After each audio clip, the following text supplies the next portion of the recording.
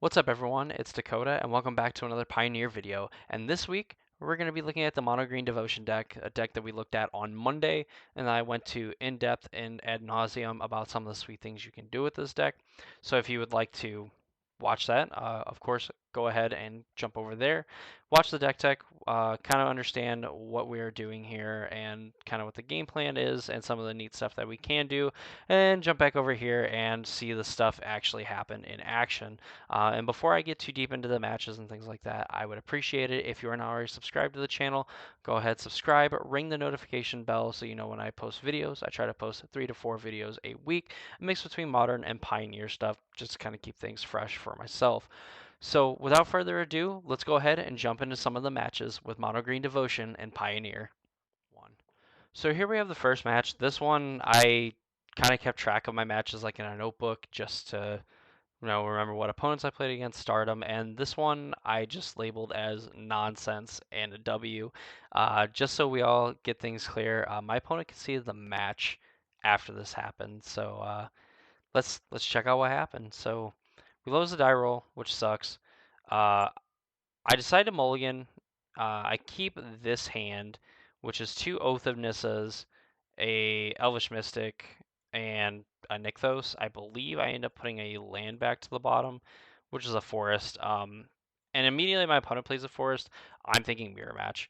So this hand, obviously, for the mirror, is not going to be particularly good, just for the fact that like we don't have a payoff. We're essentially hoping these Oath of Nissas produce something. But then thankfully, or maybe not thankfully, our opponent plays a Tune with Aether, search for a basic mountain, and we can tell that they're not on mono green, so hopefully we're going to be pretty good to go here. We draw Storm the Festival. I have a few options here where I can play an Elvish Mystic or I can play like an Oath of Nissa. And given the fact that they've revealed themselves to be an energy deck by playing like a Tune with Aether, I'm expecting like a Long Tusk Cub or something like that to be played on turn 2. So I'm going to play out the Elvish Mystic instead of playing like the Oath of Nissa.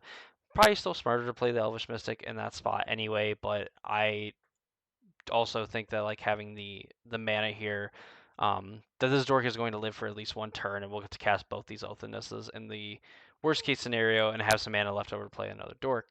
But then here we draw a Kiora, which is going to be fantastic. We get to play that, untap like any one of these, and cast an Oath of Nissa. We find a land. Probably wanted the Storm the Festival because you can kind of like chain them and go off. Our Nykthos is going to be pretty good, but they decided to play an Aether Hub, attack with a Long Tusk Cub. Uh, they actually decided to go after the Kiora, which is honestly pretty bold, but they get to go ahead and kill it anyway, which stops us from doing like tons of shenanigans. They play a Voltaic Brawler. All right, so now we have our draw step. We draw a Cavalier. All right, so and I believe we just played that this turn.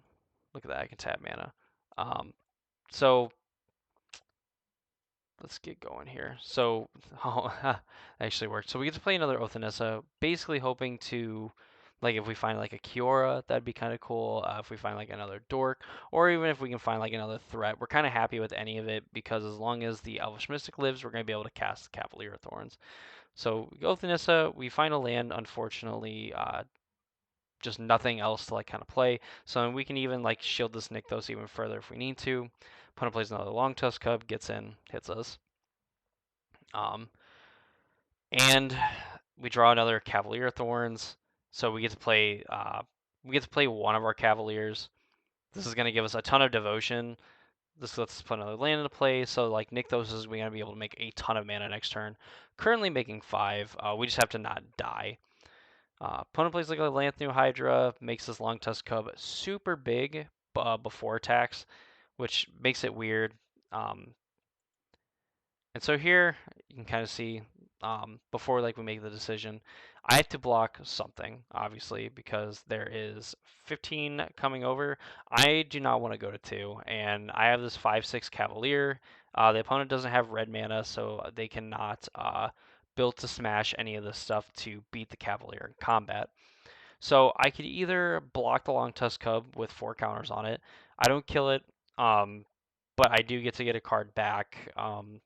and I soak up the most amount of damage, or I can eat one of the other creatures, and as you see, I decide, I believe, to block the Lanthnu Hydra. Gets the biggest one off the board. I go to 6. Technically, currently, I know that I can play another Cavalier, which I will end up doing to cast uh, Festival. Shoot. I definitely have no idea what I did in this game, but it was kind of nuts. So we cast the Festival, let you get look at your 5 cards, and put 2 permanent cards with mana value 5 or less from among them onto the battlefield. The rest of the cards go on the bottom in a random order. This way, we now have a ton of devotion. We are currently sitting at 6, 8, 9 devotion to green. We put an Old Growth Troll into play, so this Cavalier is going to get to, block whatever, or we can throw like a Sylvan Caryat in front of this, and then these 2 are going to be able to eat the other 2 as it currently stands. So we're just content with kind of like with that. We'll pass the turn and see what our opponent does. Had we hit like a Nykthos there instead of like this Sylvan Caryatid, we would just get to keep going. We'd probably get to cast like another Cavalier and just really be off to the races in terms of developing our mana. So immediately they draw a card, go to combat, they attack. They do not have any energy, so they just get in with their dudes, which really doesn't make any sense, honestly. They're just kind of like forcing a block. But, I get to die to that thing. Old Growth Troll gets to come back, keeping the devotion. I get to put a Kiora on top, which is going to make us generate tons of mana for the festival that we have in our graveyard and like the Cavalier Thorns. I'm not really worried about any of the stuff in particular, so get to do this, untap this guy. Probably could have made more mana with the Nykthos, but it doesn't matter. We find another Nykthos, cast Festival, find a Nykthos and a Polukranos, and we just kind of get to go off. We get to cast that for free, make more mana with Nykthos, making 15 devotion. Now, this is a combo that I highlighted in my deck tech, which if you've not seen it, go ahead and check it out, please. I definitely go in depth on it. We made 15 mana with a Nykthos activation. Something I did not know at the time, but I do know now, that we could have played this Karn, and we have another Karn the Great Creator in here, and I believe we have another Kiora. We would actually be able to start looping the... Oop, come on, bring up the sideboard. Oh, it was there. I just didn't see it. We would actually be able to loop this Pestilent Cauldron, aka like Restorative Burst, and actually just make tons of mana and get to like do tons of insane things here. But I didn't know at the time. We still have an absolutely insane turn. We get another Nykthos and a Troll, which means that we get to make more mana. We get to draw another card. Get to make tons of mana with like this Nykthos, cast another Festival, get a Cavalier and a Karn, and it's just going to be like kind of all she wrote at this point. So now Karn gets back Meteor Golem. We get to blow up their biggest cat. And then I believe they just can see the game at this point. They have no cards in hand.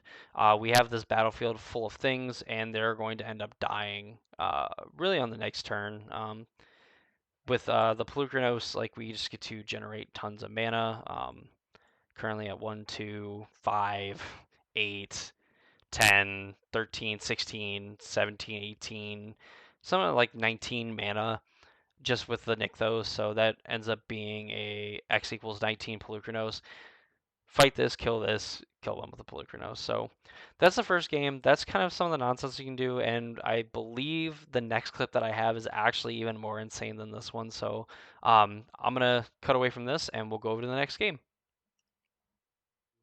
One. So here we have another match. This one we are actually on the play. This hand we end up, I believe, keeping. Yeah, we end up keeping this hand. So this hand, you have a turn 1 Dork. You have another ramp spell in like Wolfwillow Haven. You also have Old Growth Troll Cavalier. This is kind of like the hand that you want to see. Maybe this Boseiju being like a Nykthos or something like that would be sweet, or one of these forests. That would just be like one of the best hands you could have. But getting to play turn 1 Llanowar Elf, and then having the option where if our elf dies, we get to play Wolfwillow Haven and ramp that way and make sure that we still cast like Old Growth Troll. or we can cast like a Karn or something like that if we draw it, or just being able to cast Old Growth Troll on turn 2 and be able to beat down with it if that is the plan that we want to go with, or if our opponent kills it, just getting to ramp us kind of like Wolfwillow Haven does, and giving us that 3 Devotion to Green. So we go first, we lead on the Elf, pass the turn, and our opponent, mulligan to 6, plays a tap land. This makes me inclined to play the Old Growth Troll, just so again the Devotion. And if our opponent's going to play kind of slow, then we get to punish them by just beating down, giving us Bayou's a Sweet. They have a cut, but of course that is kind of what we wanted to have happen because that is what we outlined in the beginning here. So I draw Nykthos, which is really sweet because this is actually going to allow us to cast this Cavalier on turn 3. And thanks to our opponent, like if they don't kill the Old Growth Troll there, obviously we can't make this play. We end up being like a mana short if they do not kill this Old Growth Troll. So the fact that they cut our Old Growth Troll ends up being like very good for us. So we cast Wolfwillow Haven, makes a tap for 2 green. We get to play Cavalier, put a Lair of the Hydra in play, and now we have like a 5/6 that they're not really going to be able to contend with here. Um, Also, the fact that we can make a 4/4 and Wolfwillow Haven could be a 2/2. We pass the turn, and our opponent just concedes the game. The match was that quick where we really didn't have really anything else to do. Like we put a bunch of essentially a mana into play. Like we have 8 devotion currently, so I mean we have 8, 10, 11, 12 mana. Even then, like that just makes Lair of the Hydra like a 10/10, and we get to hit for 15 if they don't have anything. So that's that game. So then we go to game 2. At this point, I'm convinced that they're the red black mid range deck because the red black mid range deck has been playing Cut to Ribbons, and obviously like their mana base, they are some kind of mid range deck. So I'm gonna believe red black mid range, and with the Blood Crypt coming into play on turn 1, that also makes me think that they are for sure the red black version. So they pass. Like our hand's a little loose, but like Oath of Nissa could find like a dork potentially. Polukranos is definitely a card that can get very huge and kind of like end the game pretty quickly. Um, we reveal an Old Growth Troll. We do that just for the fact that like Wolfwillow Haven is going to allow us to cast this triple green spell, even though our third land is Nykthos. So at least in this way, then like we're able to make tons of mana, just getting these Old Growth Trolls to stick around. Even though we're gonna kind of get beat down like this turn, but our opponent's gonna have a really hard time being able to do it. And the fact that we drew a dork there actually made it so Nykthos gets to add 3 mana, so we get to add 1 more devotion to our list, and they kill our Oath Growth Troll, which means that we get to tap for even more mana, and we only lose 1 devotion there because the Oath Growth Troll still counts while it's in play. Um, so then here we'll untap. We're gonna get to cast this Wolfwillow Haven. It's essentially free because we're going to. It ends up costing like 1 mana to like play it because it's going to give us a mana, but then Nykthos is going to add an additional mana, so it's essentially free and like the workaround and stuff. So we're going to have 2, 3, 6 mana, 7 mana on our turn. So we can cast Polukranos and Old Growth Troll, or we can cast like Old Growth Troll and Karn and just kind of mess with some things. I believe the play I went with is Old Growth Troll and Karn the Great Creator is I think the line that I ended up going with. Definitely casting Polukranos just adds more devotion and sets up for like a really big one, really big activation of Monstrosity. But instead, I decided to minus Karn and go get the Sky Sovereign. They get Kiki, they cut our thing again. We get to put the Old Growth Troll on the other land that is not Nykthos, and I believe they get to take out the Karn, which again is relatively okay with us. They get to play this Trespasser, sure, but we're just gonna get to slowly kind of take over. But we draw Storm the Festival, and so instead of just playing the flagship and like killing the Blood Tithe Harvester or like the Reflection of Kiki Jiki, we're just gonna spin the wheel because we're here to live the dream. Also, we have 5 mana left over, so even if we like whiff with Storm the Festival, we can still cast Sky Sovereign. So that's a pretty good backup plan. Here we find Karn and Nykthos, and Nykthos is just going to generate tons more mana. Karn is going to fetch us another card. So definitely doing this just so we could spin our festival again, make tons of mana. We'll have 4 mana left over, which is where I like here I'm debating on if I want to cast the Sky Sovereign or if I want to cast like the festival. But again, like we're just made to go for it, which would have happened if our opponent didn't concede the game. Because even here, like Pelugrinos, we can Monstrosity it for 6, which means it gets to deal 6 damage, which gets to in turn take out, leaving the Graveyard Trespasser, or even like we could hit the Trespasser, the Kiki, and something else. Like we could just leave them with these two things, and then this Pelugrinos is going to hit them for 11, and easily we win the race. Or even like for smaller numbers, there's like a million and one different combinations that we add here. But this game in particular, and the last game that we showed off, just kind of shows like how crazy that the mono green deck can go off, and just kind of like snowballs. And even when you have answers to their things, like they still can just win the game regardless of that, and they maintain their devotion very, very well. So that's going to do it for the gameplay portion of the Mono Green Devotion deck. This deck is sweet. I hope to show it off even more. Hopefully, this is probably the deck I'm going to be playing in the Pioneer qualifiers and stuff for Mana Traders, just because this deck is really sweet. It's just super explosive, and I really love playing it. So if you enjoyed the video and you want to see more videos like this, go ahead and leave a like on the video. Comment down below about how busted the Mono Green Devotion deck is. And again, thank you all for watching. And if you haven't subscribed to the channel yet, please do. It helps out a lot. It keeps me making videos. And again, I try to post 3 to 4 times a week with modern and pioneer videos going up on every other day. At least two. I want to do 2 and 2 of each week. So that's gonna do it for me in this video. I hope you enjoyed, and I hope that you win all of your die rolls. You get to keep your 7-card hands, and you never miss lethal. See you everyone, and I hope to see you all in the next video.